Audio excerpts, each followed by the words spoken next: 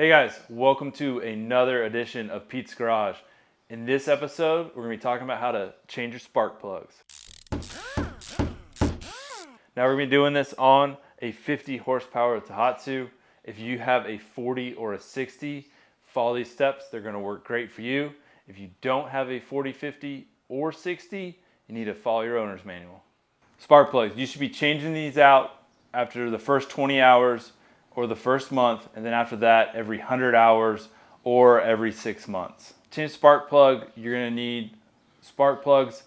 The 50 takes 3/8 ratchet and extension. It's a 5/8 spark plug socket. The spark plugs on this Tohatsu are located right here. Here's 1, 2, 3.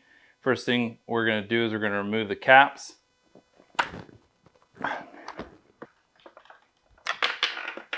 All right, with the caps removed, you can see our spark plugs now. And we're going to be using a 5/8 spark plug socket. The spark plug socket has a built-in piece of rubber that holds the spark plug in place.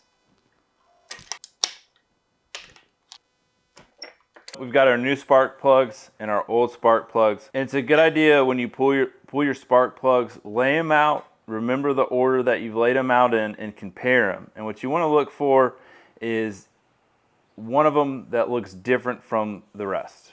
And that's going to tell you that you might have some issues with a particular cylinder on your engine, or maybe you had a bad spark plug. So looking at these three, you see they all have similar wear, similar discoloration. So obviously our motor is running in pretty good shape. All right, we're going to install our new spark plugs. Now for this, we're going to take the ratchet off the back.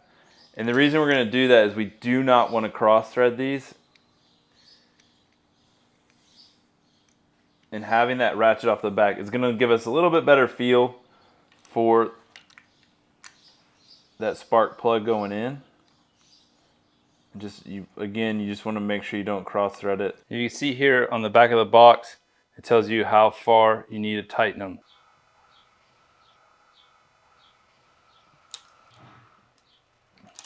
Now we're going to reconnect our spark plug caps. And as you can hopefully hear, there's a little pop that lets you know they're in place.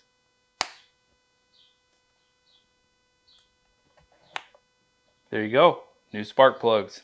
Hope that helped you out. Thanks for following along in this maintenance series, and thanks for stopping by Pete's Garage.